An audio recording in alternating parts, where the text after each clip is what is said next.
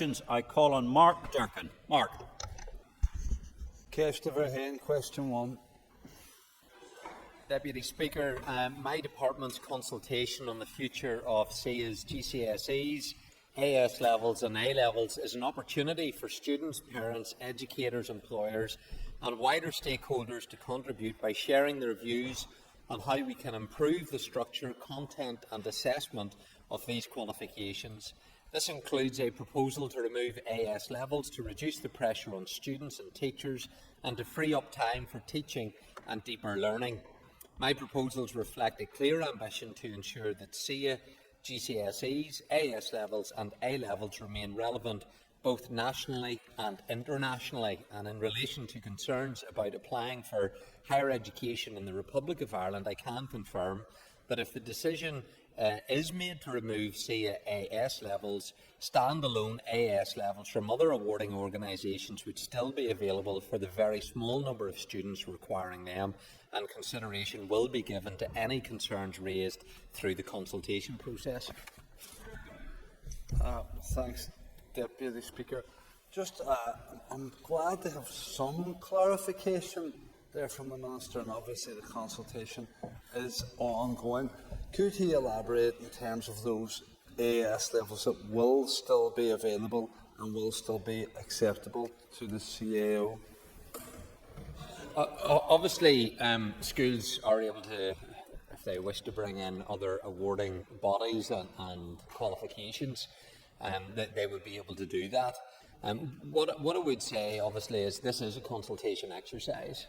I've listened to principals, some who are very passionate about removing AS levels because of the increased time that is spent in preparing for tests and the pressure that creates both for the teacher but also the pupils. But I've also heard from some principals who would be strong advocates for their retention. So I've put this out for consultation in order to get the views of the sector, but also where there are implications. Obviously, if there was implications for entry into courses in the Republic of Ireland, that's something that would need to be taken into account before any decision would be taken on this matter. I have an open mind on this, but I do see the merits behind the proposals in terms of reducing the amount of time our young people are being tested and increasing the amount of time that they get to actually learn and to be taught in the classroom. Deputy Speaker, Minister, could you tell us what the timeline is for decisions regarding AS levels, please? Speaker, I intend to confirm my policy framework intentions early in 2026.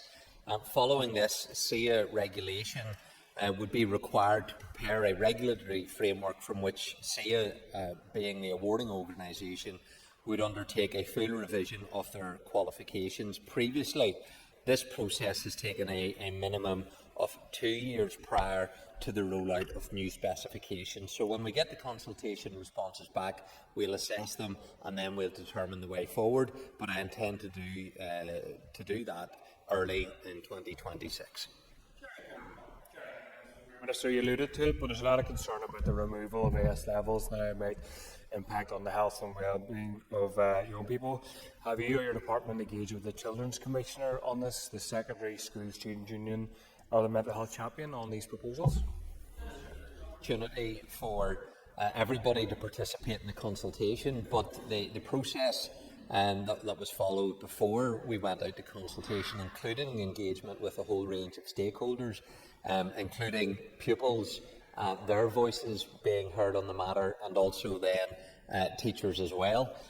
So the issue is one where I recognise there is increased anxiety given the amount of testing that takes place of our young people, particularly in years 11, 12, 13 and 14. And they are on a constant conveyor belt of examinations, and then they are being prepped for that, often being taught to the test. I think we need to recalibrate where people actually have an opportunity to engage in a rich curriculum, have detailed understanding of the subject matter, and of course assessment will always be part of our qualification system. But if you take AS levels, for example, Deputy Speaker, we have preparations for those examinations within months of just starting your lower sixth year. Then schools will often have the young people off to prepare for their mocks. That could be 2 weeks, maybe 3 weeks. Then your AS levels are completed in May, and some schools don't bring the children back in for the entire month of June. That can be up to 7 weeks of the lives of those young people where they're not in the classroom, they're not being taught, but because they are subject to an examination process.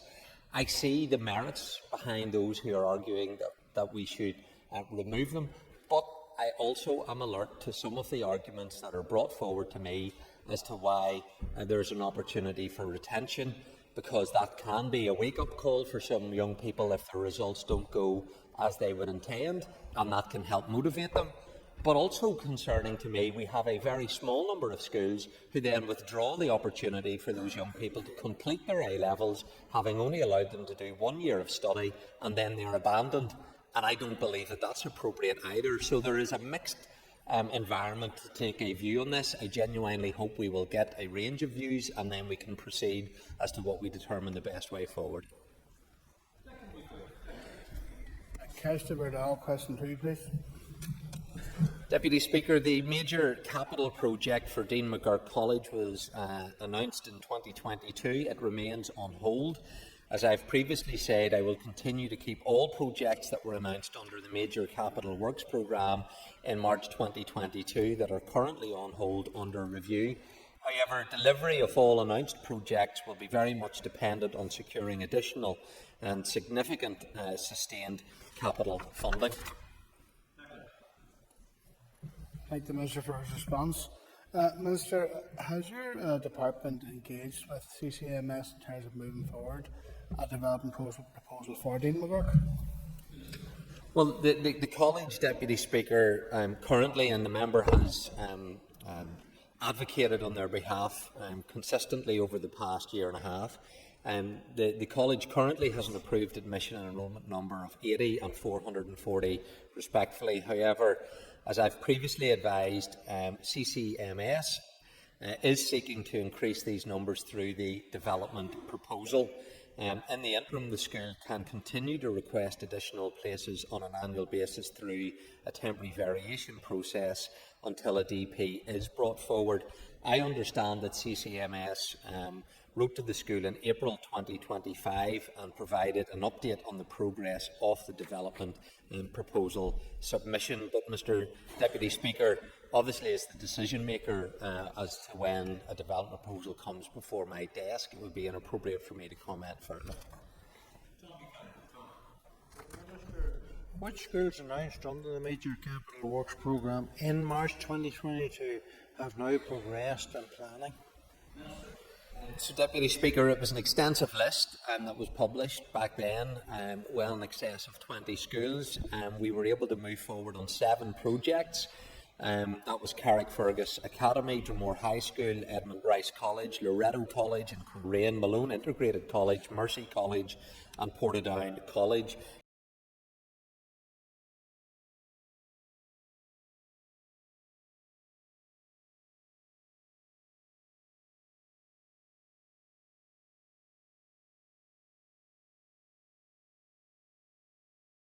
In each of those 7, the integrated consultant teams have been appointed, and the initial feasibility studies to explore potential accommodation options for each school are underway.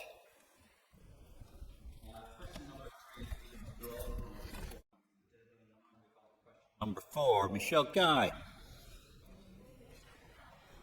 Mr. Speaker, my officials are currently reviewing potential legislative gaps and are working to develop departmental guidance on the issue of children missing in education. Addressing the issue of children missing in education effectively requires a coordinated multi-agency approach, and to that end, my officials continue to engage with colleagues in the Department of Health and the Education Authority, exploring opportunities for improved information sharing and collaborative action in this policy area. Work is underway to examine the processes and policies in place across other jurisdictions with a view to identifying best practice and informing local approaches. In parallel, consideration is being given to the range of data sources that may be required to support a more effective response to children missing in education? Thank you, Deputy Speaker, and thank you, Minister, for that answer. The issue of children missing education is a serious one, and it is a genuine safeguarding concern, so thank you for the work that you're taking forward within the department. I first asked this question in relation to the tragedy of Kieran Duran in the south, and the answer that I got, I was so concerned about that I had to do everything I could as a private member to try and address this issue. So, Minister, the question is, as the Minister with the power to act, can you give assurances that within this mandate there will be movement and progress on legislation, on guidance and on data sharing? Can I thank the member for the question, and her concern is one that I share. Obviously, we know when it comes to attendance levels, children who are enrolled at a school and who don't attend, and there's a process of education welfare officers, and we know already in the first 4 weeks of the academic year there are children who still have not went to school, and they are actively being pursued by the EWOs within the Education Authority and by those schools. What we don't know, because there is no legislative requirement for children and families who are born, the responsibility is on parents to pursue an educational place for them. If they don't register their child or enrol in a school, and that may be potentially to have them homeschooled, there's no legislative requirement to inform the Department of Education or EA in those circumstances. Where a child is registered and deregistered, we know if they have been deregistered. But also there is a challenge in terms of sharing information, because obviously we know how many people are born in Northern Ireland. We have a record of that. But what we don't know is if in those families where they are born, they subsequently leave the jurisdiction. So there is a lack of information, which does require, as I referenced in the original response, collaboration between health and EA. But we also need to be able to determine with clear and factual information how many children are missing in education. I think I've outlined where I believe there are gaps in the information, and that also then has an impact on how effective we are in being able to address those particular concerns. So it is something that the department is actively working on. Whether I can give a guarantee to the member that would lead the legislation within this mandate, that remains to be seen, but let me assure the member there is an urgency in respect of making sure that we have as much information as possible to help us. Ken Corley. Minister, can I ask you about another group of children who aren't able to access education, and that's those children who are experiencing emotional-based school non-attendance. I recently met with parents who are experiencing this, and they told me really heartbreaking stories. Can I ask you what steps you're taking to make sure that these children receive the right support and that schools also receive the right resources to respond? Well, the range of reasons why people don't attend school often can be multifaceted. The member has outlined one reason why a child may not be in attendance at school, and there are many others. Where they are registered, we know if they're not attending, there is support there. That yes, the question would be asked, how effective is it? But the education welfare officers can proactively engage with those families. So on the particular issue, I'm happy to look more into the detail around that particular aspect. But I assure members, we want our children to be in school. It's where they're safest. It's where they are best placed to gain an education. It's in nobody's interests for them not to be attending school. Thank you, Mr. Speaker. In a previous mandate, I raised serious concerns about children missing from care and the lack of data associated with this in the Department of Health. So the lack of accurate data in relation to this, as an example, is again very alarming. Can I ask the Minister who has responsibility for the monitoring of protocols regarding children missing education? So the Education Welfare Service within EA has the operational responsibility for children missing in education. And there are a number of procedures and protocols in place. That also includes protocols where children are missing in education in terms of with other colleagues in other jurisdictions, because that is an issue as well for us. So it's the Education Welfare Service. They have the operational responsibility in this area, and the reason why some members have highlighted particular examples, but the information that was published in a media article is as a result of the work of the department in trying to understand what is the data held by GPs, by the health service, what is the information that we are lacking, and in terms of trying to move forward on this. That has generated obviously a fair degree of interest, which is welcome, but we need to be able to move beyond that kind of scoping work to actual real meaningful processes to help identify children who are missing and what we're doing to make sure that they're engaged in education. Mr. Deputy Speaker. Deputy Speaker, whilst my department has no remit for education provision for young people with special educational needs beyond the age of 19, I am committed to working with the Economy and Health Ministers to ensure that young people with special educational needs are supported as they transition out of the school system into adult life. In terms of engagement on post-19 education, I did respond to the Minister's Archibald's paper to the Executive on post-school provision for young people with special educational needs in July of 2025. I've confirmed my broad support for her proposals and signalling my commitment to working with her department and taking forward proposals.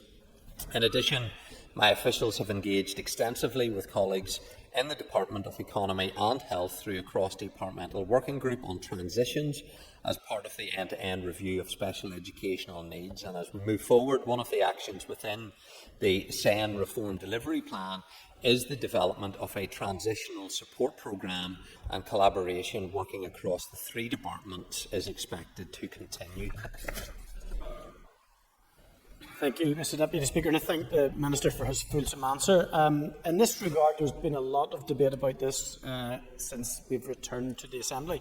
But families are struggling to understand what those timescales might look like for delivery, and I understand that it is perhaps lies more with the Minister for Economy. But from my perspective, with the work that you've undertaken in the SEN space, you have a significant part to play. Is there any timescales you can add to when delivery might happen and change might occur? The work of trying to ensure that the transition process is better is one that is currently active and ongoing. That is why we need to ensure, particularly under the legislation that we have, up until the age of 19, within that academic year, you stay within the education settings. After that, then, there is the transition process that health and economy are involved in, and that is something we need to ensure works better than what it currently is. There are good examples where it does work, but there's obviously areas of concern where it doesn't work as effectively as it should. So that's where a big focus is across our three departments. How do we effectively manage that transition process? I have a particular interest in ensuring that that is effective, because we have thousands of children needing entry into our special schools at ages 3, 4, 5, including then into post-primary type settings. And we also then need to make sure that there is a flow of young people who are leaving the education settings and transitioning with the economy and health playing their role. Otherwise, we're not going to be able to accommodate all the children that are rightly wanting to have their place confirmed in those new settings. So the transition process is hugely important for us to make that more effective, and obviously the Minister for Economy is leading in this area, but I can assure members that I'll play my full part in supporting proposals that she has brought forward to the Executive. Thank you, Mr. Deputy Speaker. And look, the original question highlighted the cross-cutting nature of this, and I think that is absolutely right to do so. But in terms of your department's responsibilities, the EA Transition Service, it is my understanding that as of April this year, there were 9,000 young people in the system needing to avail of that service. Can you give assurances to the Assembly that that service is properly resourced to meet the level of demand that's clearly there in the system? Can I thank the member for that question? The transition service is currently supporting over 11,000 young people, and as with all saying supports the transition service, he is right, is stretched given the unprecedented increase in the number of young people with special educational needs. I referenced the reform agenda and the delivery plan that I published in respect of that. That does include an action to implement a transitional support programme which is building on the EA's existing service. Full implementation of this action does require some additional funding, which is currently over and above my current budget, but there are certainly plans there, if we can effect them, that will assist the EA's transition service in managing these issues. I thank the Minister for his questions so far, and also to the member across the way for asking this question. Minister, do you agree with me that actually transition process, wherever it may lie, whether it's going to primary school, from nursery, whether it's going to secondary school, is actually really, it's traumatic for parents because it's so poorly managed? And have you had any conversations with the Health Minister about a health and care plan that goes throughout a child's life whenever they have additional needs, from birth right up until post-19, to ensure that all those children achieve the best that they possibly can, that we remove this trauma for families? Deputy Speaker, the member rightly outlines the emotional distress that is often experienced by families who rightly will campaign and care for their loved ones. And within that school environment, whilst there are still challenges, the school environment is very effective at supporting those young people. And as they approach 19 years of age, there is a fear as to what level of support, or indeed lack of, will exist after that post-19 experience is there. That's why there needs to be a more effective process to allow our young people to be able to move from the special educational needs type setting into other areas which health and economy have responsibility on. So I do agree there needs to be a better way that is processed and managed, and it is the parents who are often carrying the weight of the burden and responsibility that they feel because they want the very best for their child. We need to give effect to their ambitions and hopes for their young people to support them. It's where best placed that support lies that we need to just ensure we're giving effect to. So my department has a role to play, but there are two other departments that have a key role to play in all of this. It can't be left to either Minister Archibald or Minister Nesbitt or indeed myself on this. There's a collective responsibility in all of us to do better in this area.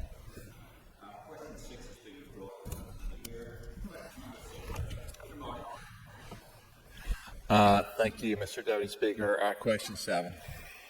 Deputy Speaker, literacy is the foundation of all education. Proficiency in reading, writing and spoken language is vital for pupils' success in school, in training and in work. I've signalled my intention to develop a new strategy for literacy which is grounded in international best practice and the latest evidence. The strategy will be developed in parallel with the work of the Curriculum Task Force and will provide guidance to support schools in developing pupils' reading, writing and literacy skills. It will also set out a comprehensive programme of action to support teachers across Northern Ireland. In advance of this, I plan to issue a literacy circular to outline the key principles for effective literacy instruction, alongside practical strategies to enhance literacy development. This will be supported by professional learning opportunities in areas such as the science of reading, spelling, writing and oracy. And through the RAISE programme, I've introduced a reading with artificial intelligence research project that will provide schools with an opportunity to see how AI tools can support literacy. The studies led by Oxford Brookes University using Amira Learning a reading support tool that is aligned with research-informed approaches to early literacy and powered by AI. Thank you, Deputy Speaker, and thank you, Minister. Could I ask the Minister what the research tells us about current literacy outcomes? Well, can I thank the member for the further question in this area? So, whilst schools will hold their own rich data on pupils' progress and attainment, our system has limited publicly available national data on how children are performing in literacy throughout primary school and Key Stage 3, as the end of Key Stage assessment arrangements were not widely operational from 2014-15 right through to 23-24. But in the 24-25 academic year, we saw a return of end of Key Stage assessments for the first time since the COVID-19 pandemic. Assessments were based on teacher judgment against the levels of progression in communication and using mathematics. This gave us a clearer understanding of where our education system stands following the challenges of recent years, and the data published by SIA shows that nearly 3 in 10 pupils are not achieving at the expected levels in literacy and numeracy by the end of primary school. And this is a significant concern, particularly as these foundational skills are essential for pupils' future learning, well-being and life opportunity. It's also a stark reminder of the challenges that we face, and it highlights the urgent need for a renewed focus on literacy and numeracy across our schools. So this new data provides a vital baseline to inform targeted support and future interventions. Mr Deputy Speaker, the Minister will be aware that the importance of reading is promoted through the Sure Start programme. Does he have any plans to further expand this provision in Northern Ireland as part of the forthcoming early learning and childcare strategy? Speaker, not only have we expanded Sure Start through the early years funding that the Executive provided ring-fenced support to, we were able to stabilise that organisation and we expanded its reach. So where there were temporary schemes in place, we've been able to mainstream them into a permanent zoning of areas where Sure Start operate, and there can now be referrals into the Sure Start areas from neighbouring areas as well. So we've been able to enhance Sure Start, but we've also provided funding in those early years in things like Book Start, because the member rightly highlights not only is it important that young people are proficient in reading and develop the skills, they need to get a love for reading. I wasn't someone who really enjoyed reading, didn't do enough of it whenever I was at school, but we need to cultivate that environment where there is a love of reading, because all of the evidence shows that that can have a really significant impact on the future academic success of those young people as they progress through our education system. Deputy Speaker. Deputy Speaker, where delivery of specialist provision accommodation has been delayed, the Education Authority has been working with affected schools to ensure that contingency arrangements are in place to mitigate the impact on pupils and their families. Each individual capital work project is overseen by a dedicated project manager to monitor the delivery programme. However, unforeseen circumstances can still arise, such as the discovery of a live electrical cable at the Sierra School in the member's own constituency, which will inevitably impact on the delivery programme. My department, working with the Education Authority, continues to monitor active capital work schemes to reduce delays as far as possible. Thank you, Deputy Speaker, and thank you, Minister, for that answer. And Minister, you've referenced Sierra Special School, where a number of children have faced delays, and that has left their families feeling let down and as though their children are at the back of the queue. So can I ask, what assurance can you give that progress will be made towards a second campus for Sierra so that we don't see a repeat of this issue in future academic years? There's 2 points. He rightly highlights the delay in the particular issue where a live cable was identified. When it comes to trying to resolve that issue around the modular accommodation, that has been constructed off-site and is ready for installation once the site is fully prepared. The contractor has indicated a projected completion date of the 5th of December, but can I say to the member, the Education Authority is actively working to accelerate the programme to get progress in advance of this date. On the wider issue of a new build, the member will know that only last week we had a statement around special educational needs capital investment. There's detailed plans that the EA have produced where we've mapped out every special school in terms of the provision that they need. That is something that is currently before the executive in terms of the 10-year plan for investment, and it's through that long-term approach of investment we would be able to address the capacity issues that the member's school that he has referenced is dealing with, and indeed schools across all members' constituencies are currently facing challenges when it comes to capacity. Thank you, Mr Deputy Speaker. I thank the Minister for his response. Minister, it is important that we mitigate all of these delays where possible. Minister, can you outline why specialist provision accommodation is delayed? So the delay in delivery of accommodation to provide placements for SEND pupils can occur for a number of reasons. I outlined in the Assembly on the 16th of September the number of children with SEN requiring placement far outstrips the places that are currently available. That can impact on delay in providing and naming a school where a placement can be provided. Working with the EA, we engaged with schools over the past year and a half, and that has identified the potential solutions. However, in some instances, it's only been possible to confirm these at a very late stage.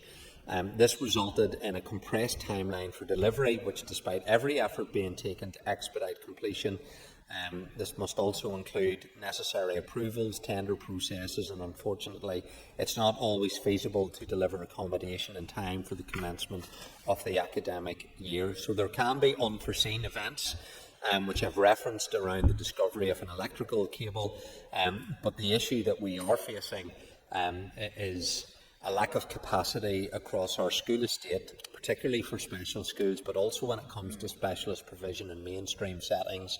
I outlined on the 16th of September a clear plan that will address this in the long term. We still have to react to need, and that varies in certain parts of Northern Ireland where there's higher level of need, and we engage with schools, and I welcome the positive engagement that I've had with a number of school principals and again from the National Association of Head Teachers Trade Unions, who has been proactive in seeking to engage with principals at a much earlier stage in this process, because it is only by a collective effort by all of our schools and the Education Authority and my department will we be able to provide the right support for young people who deserve it. Question number 9. Of those statements completed in August 2025, 44% were issued outside the 26-week time frame. That's not great. What are you doing to improve that? I'm glad it was short enough for the member to be able to get a response in, because I agree with him. It's not an acceptable time frame. What I can say to the member that we have new special educational needs regulations which will reduce the timescales associated with statutory assessments. That process we aim to reduce from 26 to 22 weeks, but obviously that is only a positive outcome if 100% of assessments are carried out within that 22 weeks. So we're currently finalising those regulations and we'll bring them to the Assembly in due course. Questions. We'll now move on to 15 minutes of topical questions. I call on Matthew O'Toole. Matthew.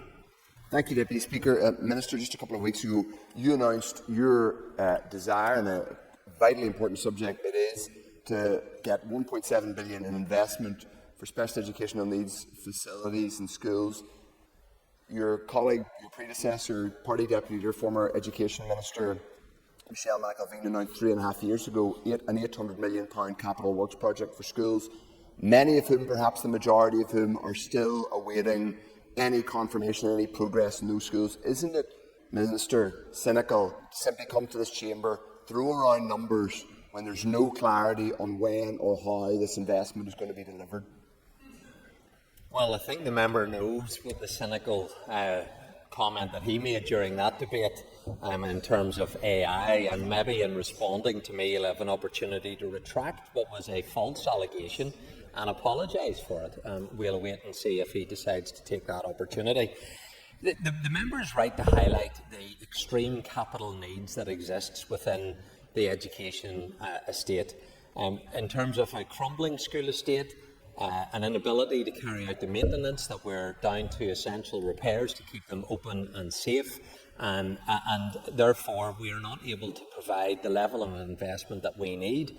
What would be wrong, though, and I think what would be inappropriate, would be for a minister just to then say, we're not even going to carry out the detailed work which we did endeavour to provide the process where we've identified special schools to expand, specialist provision to expand. And what I would say to the member, the principals responded hugely positively to that statement that I made in the Assembly. It is currently before the Executive.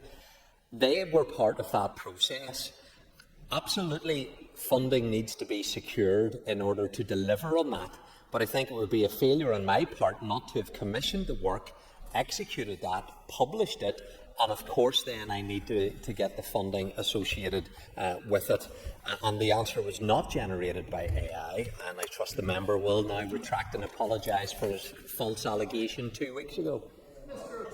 Well, Mr. Deputy Speaker, since we're here and I wasn't going to raise this subject, I won't be retracting or apologising. My job is to ask the Minister questions. I make zero apology for that. The Minister is more than capable of coming in here and defending himself. In actual fact, if I may, just with the slight indulgence of the Deputy Speaker, since it was raised by the Minister,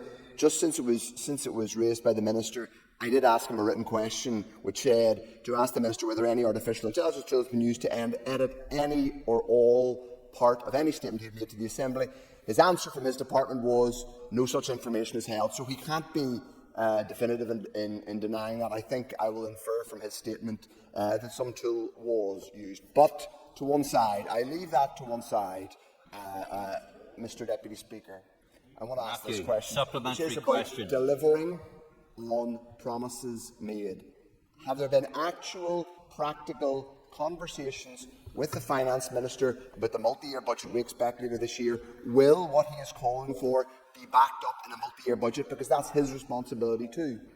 Minister, you can answer whichever part of that multiple selection you can think of. Well, Deputy Speaker, never mind artificial intelligence. I'm concerned about actual intelligence when the member raises these questions. I've spent £110 million over the last 2 years providing support and ensuring that we've nearly 3,000 places for our young people who need it. I've engaged proactively with the Finance Minister. I've outlined to him, and he's working with me on the 10-year plan. So there is proactive work that I am engaging in. What I would say to the member who raised the issue around AI, his own party put out a statement welcoming the use of AI. His own member from Foyle pays a subscription for AI to assist her in her job. So if there's a cynic in this Assembly, it's the member for South Belfast, leader of the so-called opposition. Mr. Speaker, it seems a shame to break this one up. Last week, Mr. Deputy Speaker, the one-man wave machine that is President Trump punched down on the autistic community when he said that paracetamol leads to autism. I was contacted by many families last week concerned that some of the advice that's going around at the moment is not fit nor fair, and that it did them a disservice. The Minister would like to give confidence to those parents out there who will see paracetamol administered to their children in schools, and that there is no link to autism. I am nowhere near qualified when it comes to commenting on medical and health issues. I didn't follow in detail what President Trump said. I believe it was in reference to women who are pregnant, and I'm pretty sure that I'm never going to be in that position. But obviously I've listened to some health professionals in Northern Ireland who have dismissed what President Trump has said, and I will defer to those medical experts, and I certainly won't be saying anything contrary to their opinion. Thank you, Minister. Along with that, he also claimed that the MMR vaccine should be taken separately, and that is also a school-administered vaccine. Would the Minister defer to... Yeah, well, it's given in schools, so it's given to schools. Would the Minister have confidence in the MMR vaccine that's given to our school children? Before we continue, and Minister whether to decide that, these are education questions. Mr. Butler, I'm sure more than anybody in this room, you know what health questions are about. Minister, you can choose to answer that or not, or we can move on. Oh, happy to move on. Mr. Allen, Andy Allen. Thank you, Mr. Deputy Speaker. And if I may, I would like to pivot back to the last listed question, as the Minister didn't get ample enough time to answer it. And it is an area that we're all interested in, and that's SEN provision. And I'm sure, like other members, or like myself, other members are contacted regularly regarding this. The Minister mentioned regulations to reduce the time waited for statements. Is there anything else the Department's doing, and when are we likely to see those regulations? Deputy Speaker, I've said before in this Assembly that whenever we get to the stage where young people and families are having to go through a statementing process, we have failed them. We shouldn't have to go through a statementing process in order to be making the appropriate provision to meet their needs. And that's why we're trying to take forward the changes when it comes to special educational needs, that we can identify the requirements of those young people, provide the appropriate support for schools to then meet that need, and that is part of the work that we're seeking to take forward as part of our transformation programme when it comes to special educational needs. Minister, for his answer, and it does highlight many more questions, and if I may, I'll maybe ping two out. There are many more. Minister, what interim support is being provided to schools in terms of support whilst a child is waiting for that educational statement? And I do appreciate you're saying that's not the approach that we should be taking, but it is the current approach in front of us. And indeed, what support is available to parents who are going through that statement process to be able to interact with that statement and make sure the statement best meets the child's needs? So obviously there'll be support throughout that process, and the member will know the various ways that you can be referred into that. It can be parental referral, it can be through the school, it can be through educational psychologists or paediatricians, can all make referrals, and then an assessment process can take place.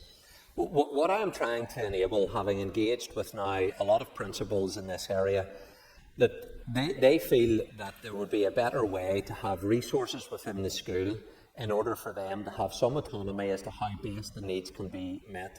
Because the various different needs present in different ways. It can be speech, communication, it can be behavioural. And schools will say to me that if they are able to have a resource, they can utilise support in a way that they believe will be more effective for the whole school population, not just those young people who have a statement, because there are thousands of children who have additional needs and they do not have a statement. So we need to empower schools with a degree of autonomy accompanied by resource as to how best that can be deployed. That could be employing a full-time teacher that can have smaller class settings. It could be through a youth worker, and I've been in schools who have employed youth workers. I've been in schools where they're employing counsellors, and we need to just find a better framework for our schools to operate in a way that I believe will be more beneficial for our children and young people in terms of achieving better outcomes. Mr. Speaker, and I don't want to waste my time talking about AI or health questions. So can I ask the Minister, given that curriculum is very important for education, could you give us an update on the review of the curriculum, please? You remember, Deputy Speaker, on the 27th of August I announced the establishment of the Curriculum Task Force Advisory Committee. That will oversee, direct and lead the reform of the Northern Ireland curriculum. It's going to be led by Christine Council with Lucy Crane as the Deputy. The committee includes a wealth of experience of curriculum design, classroom practice, evaluation and implementation. The task force will commence work in October, Their role is to guide the development of a new, coherent and knowledge-rich curriculum framework. Following this, a new framework will be presented by spring of 2026. It will then be subject to public consultation. This is an ambitious and challenging framework, but I am confident that the task force will deliver and that the new curriculum framework will be operational by September 2027, which is what I have set out in my delivery plan. Minister, we expect curriculum to be very important. Teachers is also a very important role to play as well. So can I ask, in terms of this review, the work you're carrying out, what engagement you actually have with the teachers themselves? The member is right. Teachers are hugely important, and I've noticed the cynical way in which the SDLP, Leader of the Opposition, has even responded to this question. Not having a particular interest, questioning the merit and the validity of the question that's being asked. Curriculum reform is fundamental to an effective education system. Don't take my word for it. This morning I opened a conference at the Le Mans Hotel in Belfast. We had over 400 post-primary school teachers were there with a real desire to engage in this. Tomorrow, and the member's welcome to join me if he wishes, I'll be hosting 600 primary school leaders, and that is a remarkable level of participation. It's testament to the passion and commitment of our education workforce. These are teachers from across every single sector within our education system, all united but behind the common belief and desire to have an effective curriculum which enables them to educate our children and young people. So some members may not realise what's going on in terms of the education system, but it is transformational what is happening, and it will be to the benefit of every single child, particularly those who have disadvantage, providing greater equity for them and inclusion, no child being left behind. And that's what we're engaged in when it comes to the Transform Ed, which is the transformational programme that we're delivering in education. I asked the Minister, has he had the opportunity to consider the findings of the recently published Parent Kind survey with regards to Northern Ireland? Deputy Speaker, I have, and can I welcome those findings? I'm pleased that parents in Northern Ireland were included in the survey, and I'm grateful for Parent Kind in providing the insight into the issues that are important to parents and their children. The Northern Ireland report gives a clear indication of matters of relevance to our parents today. For example, parental fears around safety of children, special educational needs, the overuse of mobile phones, general views on school and home life, and some of the more broader challenges that parents are facing. And moving forward, I've asked officials to consider the findings of the survey as part of their policy areas.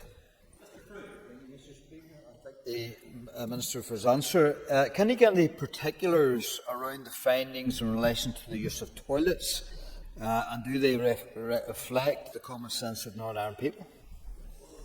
Deputy Speaker, yes. The survey findings, indeed, from parents reflect the common sense of the vast majority of the people of Northern Ireland, particularly 2/3 of parents surveyed indicating that the use of toilets should be determined by biological sex. And in terms of the law, Regulation 10.2 of the School Premises Standards Regulation Northern Ireland 1973 states the following: for all pupils above the age of 6, separate sanitary fittings shall be provided for boys and girls. The survey findings also reinforce that there is wider public support for my recent policy statement, particularly on the use of toilets and changing facilities issued on the 8th of September. Deputy Speaker, I was confident that the overwhelming majority of people of Northern Ireland supported my common sense position when it comes to biological sex, and the findings of this survey affirm that I am right and other members in this chamber are completely wrong and out of touch. Could I ask the Minister around the childcare subsidy scheme? Does the Minister recognise that the scheme's very welcome expansions also lead to some practical challenges for schools and nurseries in terms of catering for numbers which are much increased from the fewer numbers that they had been previous? The expansion of the childcare subsidy scheme, we moved from 0 to 5 years of age to all school-age children up to the age of 11, so our primary schools. We know that there are 72 schools in Northern Ireland that are registered to the UK tax-free childcare allowance system, and we've been working with those 72 schools to make sure that they can make available then the childcare subsidy scheme, because that is providing an additional 15% reduction in terms of the bills. We're providing the finance to support the schools so that any administration costs can be dealt with, and indeed they are minimal in terms of that process. What I would like to see is even more schools providing this support, because we're going to support them to deliver it. Thank you. That concludes questions to the Minister for Education. We take our ease when we get ready for the next item of business.